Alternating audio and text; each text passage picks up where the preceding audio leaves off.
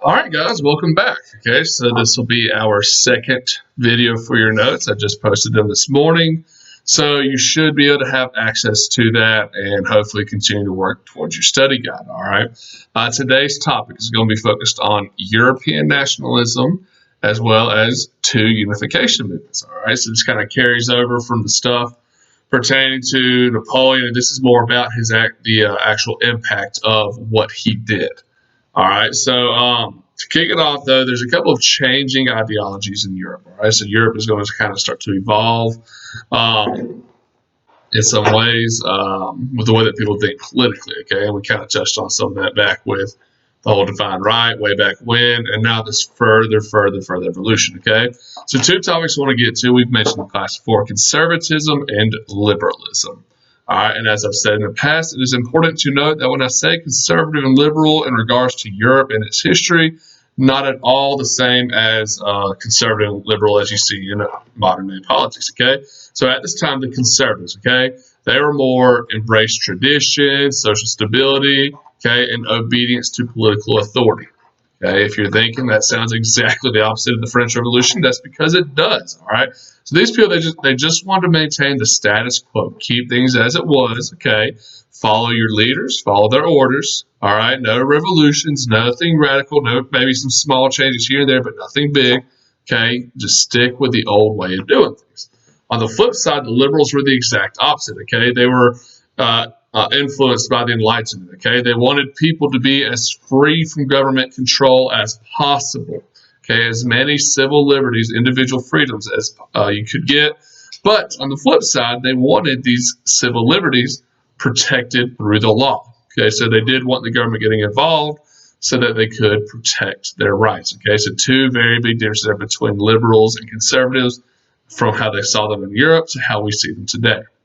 Okay, economically, we mentioned briefly before socialism and capitalism. Okay, start becoming a little more well known, a little more widely accepted throughout the nation. Still a long way from the 1900s where it becomes a big ideology. Okay, so socialism is where the government owns some of the means of production or some major industries, and communism is where it is completely owned by the government.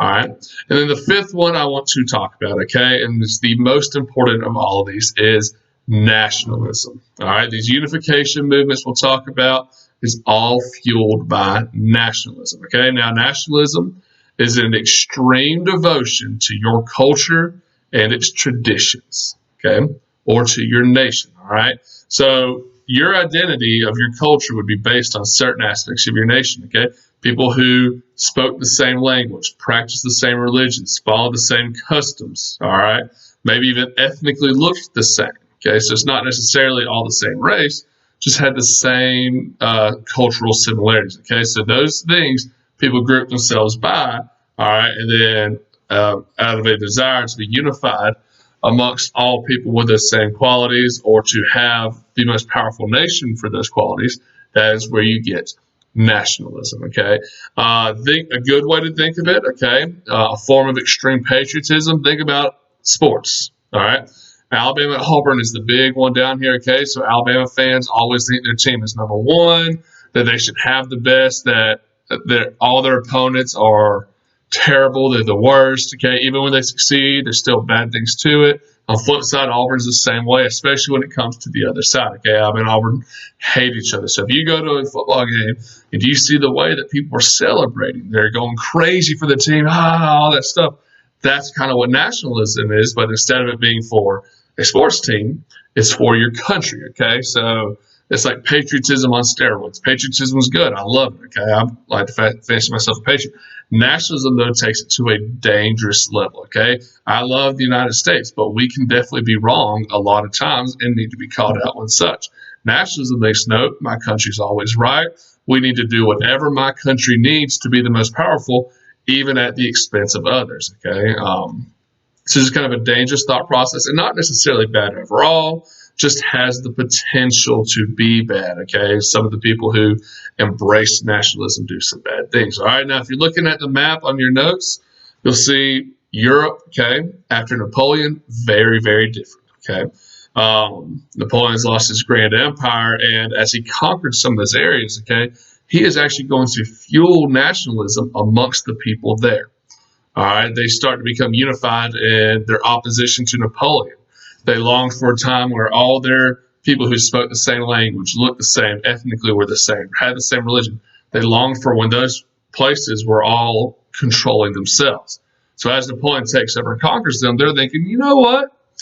Maybe I need to take this whole German thing and embrace it more. Okay, maybe we need to focus on being more German and not Saxon or Berliners or whatever. Okay, so Napoleon actually is going to help strengthen that nationalist sentiment throughout Europe. And Napoleon himself was a nationalist. Okay, he expanded the French Empire not because it's the best thing for Europe or the world, but because it's the best thing for France.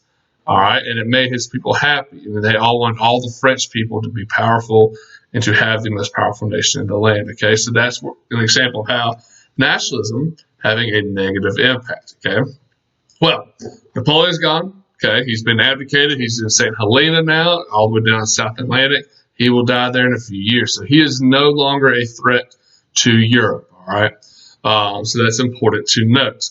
So we talked about during his first exile, you had the Congress of Vienna.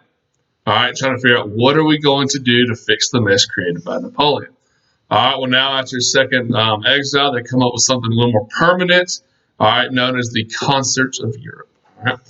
So it's not a play where they listen to music. The Concert of Europe was a peacekeeping group, all right, by some of the leading nations of Europe meant to prevent future wars, okay? So they kind of carried over the Congress of Vienna. It kind of evolves into this. The whole goal, prevent future wars from breaking out, keep the continent at peace, all right? A very early version of the United Nations, okay? This is one of the, there have been a couple of leagues throughout history, but this is one that kind of first like unified of people of completely different interests and all that finally coming together for the greater good, all right? Concert of Europe will last for a little under 40 years, okay? It's not long term, does better than the League of Nations after World War I. All right, but that is that group. Now, the guy leading the charge here, same guy who led the Congress of Vienna, Clemens von Metternich. Okay, so he's the Austrian foreign minister. All right, Metternich is like the peacekeeping champion of Europe. Right? He's the big guy who leads the international policy amongst each other. Okay, so Metternich he's thinking of like Woodrow Wilson or can't really think of a good modern global peacekeeper, but he would be like the guy that'd be the president of the UN right now. All right, if we were putting it in modern terms. All right, now France does eventually get to join the Concert of Europe. Okay, originally it was Austria, Prussia, France, or eventually France, but Great Britain. Eventually, though, France does get involved. Thanks to we talked about Talleyrand. Okay, he gets there involved. Now, as far as the Concert of Europe themselves, okay, they would definitely be considered conservatives, okay? They are opposed to revolution. They were opposed to liberalism, all right? And one reason why, and they're also opposed to nationalism, okay? So nationalism and liberalism would both help fuel revolution, okay? Liberals who believe that people should have more rights, when their government oppressed them too much would want to overthrow them, like we saw with the French Revolution. But then these nationalists come along. Okay, and these nationalists also embrace revolution because they want to unify their people together and grow their territory. All right, so you'll see revolutions start popping up all across the European continent during the mid-1800s, and I mean frequently. Austria has a major one. France has a couple, okay? There's one down in Italy. Bulgaria has one. The Serbians down in the Balkans, once they finally kick out the Ottomans, have them. Even Ireland has them. These revolutions are popping up all over the place. So this is something the Concert of Europe would have tried to have prevented, okay? And one way they would have done it to keep out these nationalists or liberals, okay? They want to uphold the status quo and keep a balance of power. All right, these leaders all come together and agree it's not about my country being the strongest, okay? If I'm England, I got to do everything I can to keep Prussia from becoming too powerful, to keep France from becoming too powerful, and Austria, so on and so forth. But at the same time, I've got to agree to limit my power, all right, and not try to become too strong to make sure those other nations follow suit. All right, so that is what the Concert of Europe is all about, what it tries to do. Eventually, in 1853, it does fall, okay, and that is as a result of the Crimean War, which we will talk about later in today's notes, all right, down in southwestern Russia. Well, let's go back to France, okay? So we talked about Napoleon's gone. does not mean the political instability is over. Okay, France has this big revolution, 1792, or really 1789 is when it kicks off, and that continues all throughout the early 1800s. All right, through Napoleon, the Directory, all that stuff. Well, 15 years after Napoleon, 1830, and the French people are still unhappy. Okay, now this is going to be mainly led by the liberals in France, but they're going to orchestrate another revolution. Okay, so France gets this was considered their second revolution in 1830. All right, this time they're still going to keep their monarchy. All right, but they're going to put in place a constitutional monarchy. So they put in a constitution, kind of like what England does with the Glorious Revolution and a couple hundred years before that with the Magna Carta. But they now put that in place, which is what people like Lafayette back in the first revolution had wanted. All right. And in fact, I believe it is 1830s revolution where they offered the chance to rule France to Lafayette, and he turns it down. Okay, so once again, overthrow the government. Okay, France has gotten really good at doing that. They do it a ton. Now, what's ironic here in the 1830 French Revolution is who they choose as their king. Okay, we've talked about this guy before. They select a man known as King Louis Philippe. Now, he himself might not be familiar, but his father, the Duke of Orleans, is. All right, so the Duke of Orleans was the one who voted to execute King Louis XVI back in the First Revolution, who was one of those deciding votes that happened to be his cousin. Well, now his son, Louis Philippe, is on the throne in England. Okay, it's crazy how those things work out. But even then, with this new constitutional monarchy, there's still too many people in France that are unhappy with it, and another mere 18 years later, all right, very short time span, there is another revolution. Okay. Now, this one is a little more logical. It's geared by economic woes throughout the country. People are jobless. They don't have enough money. They're running out of food, kind of similar to the First Revolution. So they overthrow the monarchy again, and they're going to institute what they refer to as the Second Republic. All right, so the National Convention and the First Revolution, that's the First French Republic. 1848, they have put in place the Second Republic. Now, they've got to choose a president. Okay? So you want someone who's got no ties to the old imperial ways or to the Bourbons, any of that, right? Not the French. They decide to choose as their new president of France in 1848 the grandson of Napoleon Bonaparte, Napoleon III. That's right. Another Bonaparte is back on the throne. So Napoleon will be elected by the French people, all right, in a more honest way than the first Napoleon did, as president. Well, before his term is supposed to expire, tell me the story doesn't sound familiar to you. In 1852, Napoleon III declares himself Emperor of France. Because why not? All right, as much as I'm a fan of Napoleon, if you choose a Bonaparte to lead your country, you got to know what to expect. And that's what happens to the French people. Okay, now he will stay in charge for the next 18 years, which is that's a decent reign. Okay, longer than the first Napoleon did. But Napoleon III will become the next emperor of France, completely obliterating the Second Republic after just a 4-year span. Okay, so that's all the craziness in France. Okay, they've had the Third Revolution. All right, France, we talked about there, just the unstable teenage girl of Europe in the 1800s. Well, all right, not long after Napoleon declares himself emperor, okay, the European powers are going to get dragged into a war together. Okay, so the continent of Europe had tried very hard to prevent this kind of stuff, and they're going to end up failing to accomplish that. All right, so the Crimean War breaks out in 1853. Now, the big issue there is it is between Russia and the Ottoman Empire. All right, Crimea is over there between those two empires. It is closer to Russia. If you look at the map, you'll see where the Balkan Peninsula is, and right next to that with the sea, you've got the Crimea, okay, next to the Black Sea. That is was supposed to be a major port city for the Russians to get them to reach the Mediterranean. Okay, they could either go through the Baltic Sea in the north or the Black Sea in the south. All right, Black Sea was a little easier to get to. Well, the Ottoman Empire was to expand that way to consolidate more power for themselves. And remember, the Ottoman Empire, we haven't talked about them since the school year first began, okay, back with the gunpowder empires. Well, they're causing trouble with Russia. Like I said, they want control of Crimea. They want control of the Balkans. Okay, the Balkans is one of the most chaotic places in all of Europe. Okay, Western Europe's fairly stable. Spain, Netherlands, France, England. Central Europe is kind of a cluster with Germany and Italy ununified.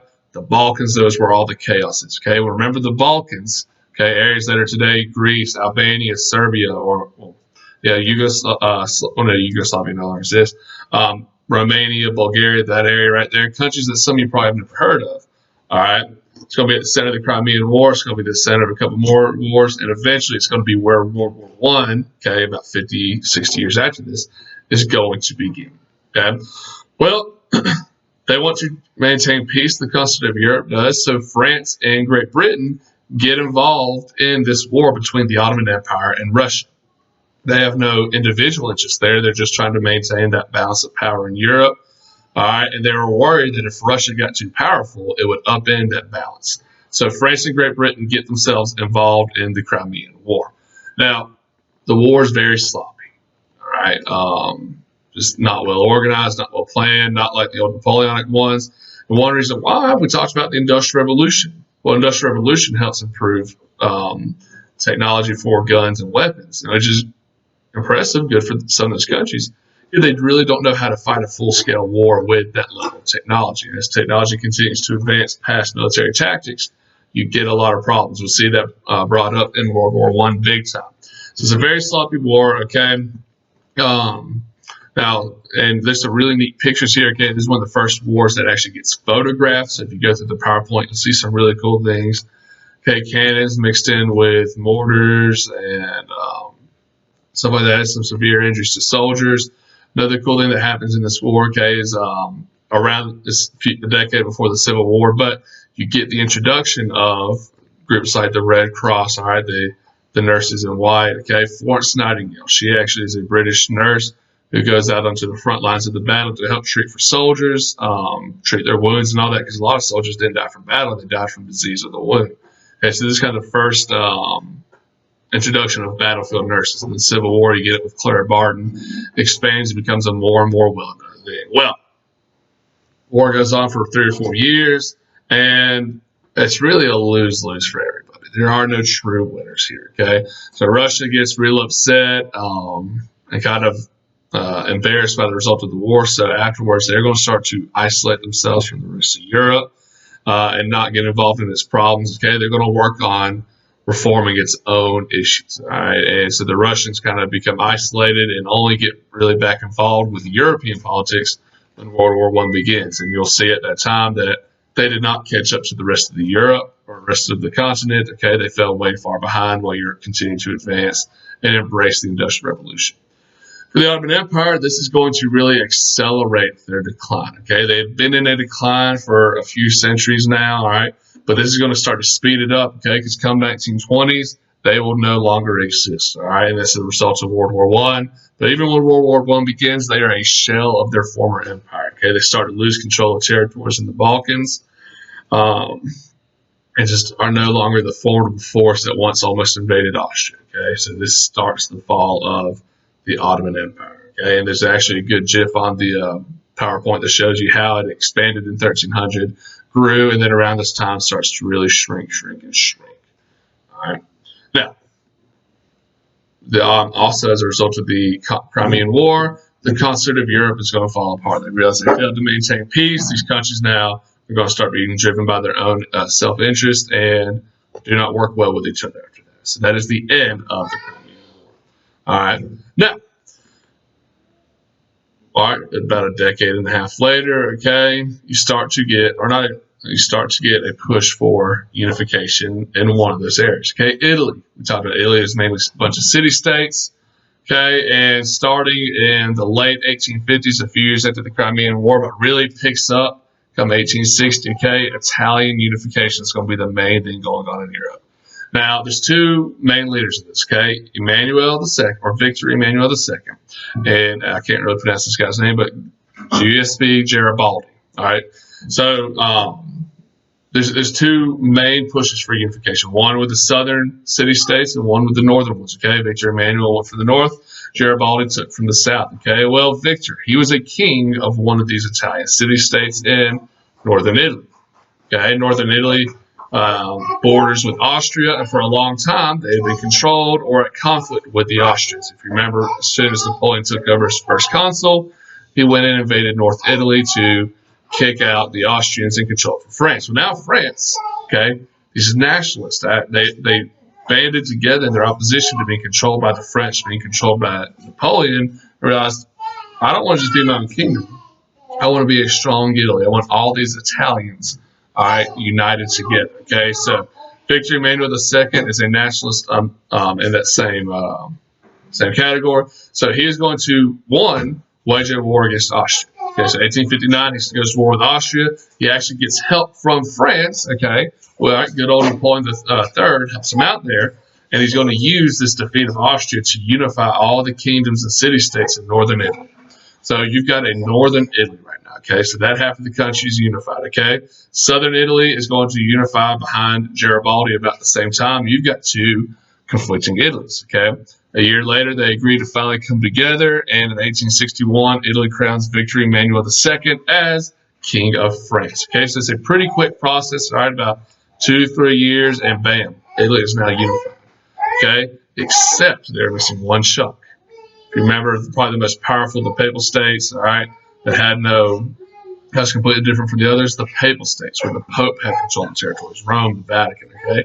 That little chunk of Italy had held off, okay, where Rome was. And it takes about 9 years after Italy unified that they were to actually finalize this unification, okay? They take over Rome. The Catholic Church does hold on to the Vatican City, but they will then move the capital of Italy to Rome, where it will remain today. Okay, so Italian unification is a very swift process. The one that is more interesting, okay, is the German unification movement. Now, this one is a lot more entertaining, and this is going to happen as a result of the Franco-Prussian War. Okay, so France and Prussia, okay, they're going to wage a war against each other. All right, now Prussia starts. Prussia does all this on purpose. Okay. We'll talk with the unification of why Prussia wants to do it, but a good reason why is a man known as Otto von Bismarck. Okay, so Bismarck, he is the prime minister of Prussia. He is a big-time German nationalist. He wants to unify and become a powerful Germany, not just Prussia, not just a couple of German kingdoms here and there, but a major power that could control Europe. Okay, that is Bismarck. All right, he's a big advocate for a political theory known as realpolitik. All right, so which is basically just, instead of taking emotion or what is right or wrong, basing all your politics on practical decisions. Okay, Nixon's Secretary of State Henry Kissinger was also known as a big advocate of realpolitik. He got him a lot of enemies, but also made him very successful. Okay, so realpolitik, remember that term. Okay, it's practical decisions, not what is right or wrong. So you'll do a lot of evil things as a leader, possibly, but as long as it's what's best for your nation, that ties back into that national sentiment, okay? So Bismarck is going to start waging a bunch of wars, okay, to unify and expand Prussia. Gets all the small German kingdoms to band together with him. All right, as he conquers one area, they, instead of being taken over, they decide, hey, we want a strong German nation as well, so they join up with Bismarck, okay? The southern German states do that, but they do not want to become part of Prussia or the northern half. They want to stay as their own separate confederation. So that's where France is stuck at come 1870. You've got two, or not France, Germany's stuck at. You got two different halves of Germany, okay, two different confederations. Bismarck wants to unify them all together to solidify his power and to create one major German state. So they wage a war with France. Weaken your biggest enemy, okay, use that as leverage to get the southern half to join. Now Prussia's army is a whole lot better than France. Okay, this is Napoleon III is not the military genius that the first Napoleon Bonaparte was. Okay, nowhere close. And another reason why Prussia's army was so much more superior is the Industrial Revolution. They embraced the revolution, unlike what France had. So they had bigger factories, more capacity to build machines, better technology, better equipment, better weapons. All right. If you look at your PowerPoint, you'll see a really good picture of the Prussian railroad map. Okay, so this shows you, all right, the railroad we talked about. It helped with the military mobilization. The Prussians could ship soldiers and supplies and weapons, ammunition, all the stuff you need for an army incredibly quickly across their country to the different battlefields of the Franco-Prussian War, especially to that western border with France, so you keep on resupplying and just wear out the enemy. All right, so it's a short war, and it's very much one-sided. Prussia's constantly in the lead. They're out fighting the French. But then, all right, they're going to capture Napoleon III. Okay, the French lose a battle. Napoleon III gets captured, and now the leader of a nation is held prisoner. Things don't look very good for him. Okay, 5 months after the capture of Napoleon, the French capital Paris will get captured and falls to the Prussians, which pretty much forces the French people's hands. They have no choice but to surrender. All right, to Prussia. All right, and they also are going to be forced to give up a very wealthy region in eastern France known as Alsace-Lorraine. All right, now just ignore the child in the background. He's adorable, but he's wanting attention right now. So just ignore the kid. Hey, buddy, I see you. Okay, you are eating. Good job. Now, Alsace-Lorraine. Okay, so it's a very wealthy, all right, part of France. And one of the areas that had also invested in the Industrial Revolution, whereas most of the countryside hadn't. Okay, Alsace-Lorraine is very important because it plays a role in why France is so eager to fight Germany in the beginning of World War I. Okay, so France has to give up part of their country to Germany, and that's incredibly embarrassing. Okay, and the French are going to hold this grudge against Germany until World War I. But Napoleon III captured, forced to surrender his country. All right. Bismarck is going to use that capture of France as a reason to unify the two German confederations. So they win the Franco-Prussian War, and that same year, Germany becomes a unified nation. All right. William I becomes the first German Kaiser, which is their word for emperor or king. Okay, but because now you have a unified Germany, this is going to upend that balance of power that the Concert of Europe had fought for. Had the Concert of Europe still in place, maybe England comes in and helps out France to defeat the Prussians, just because Prussia itself was already strong as a major industrialized nation, a very strong nationalist sentiment that could have been a threat to that balance of power, and we see it is. Okay, Germany becomes probably the strongest nation in all of Europe. That is why when World War I happens, it's essentially them by themselves fighting off the rest of Europe with a little bit of help from some other countries. Okay, the only one that has an advantage will be England because they are an island nation. Okay, but this German unification is the biggest change in Europe in the late 1800s. Now, that brings us to the end of kind of talking about this nationalism unification movement. So I'm just going to kind of highlight how some of these other countries were during the decades or during the century. So England. So we talked about revolutions all across the continent.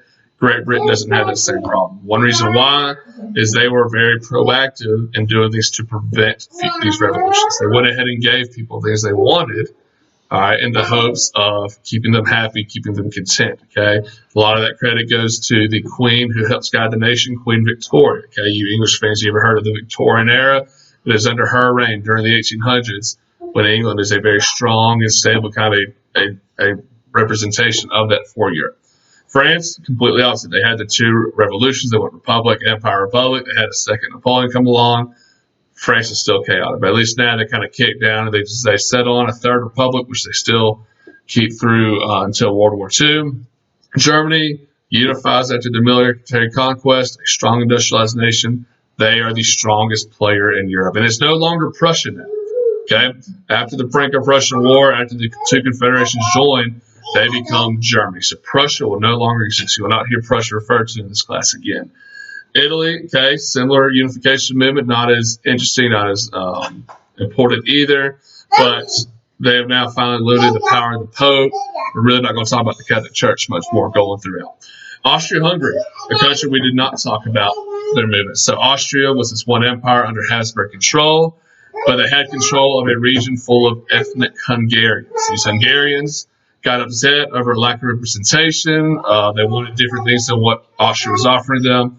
So after a couple of revolutions, Austria finally agrees to become Austria-Hungary. It's a dual monarchy, which is just an idiotic idea. Try having two different governments in one country. It's not going to last very long for the Austrians, okay? But they have two governments, the same person, okay? He's an emperor for one and a king for the other. All right, and they have two different governments. It does not work well for Austria. But from that time all the way through World War I, you have Austria-Hungary, not Austria, not Hungary. And then Russia, they're still struggling to catch up. They're backwards, and that's going to be really their big story until they have their communist revolution and become the crazy people in Europe. So that's all we've got. Hopefully this was informative. Hopefully this helps you learn the material. I encourage y'all to keep on checking this stuff out. Go through your notes. Try it. These times are weird. but use it to try to maintain some normalcy. I'll try to get another video during this week talking about the Latin American movement for independence. It's actually a very similar story to Europe's, okay, driven by nationalism, partly affected by Napoleon and his reign and his wars across Europe. So interesting stuff. Remember, I didn't get any questions or comments last time. Please, if anything you're confused on, you have a question, reach out and ask them, and we'll try to clarify any of that. So best luck and continue to enjoy your time.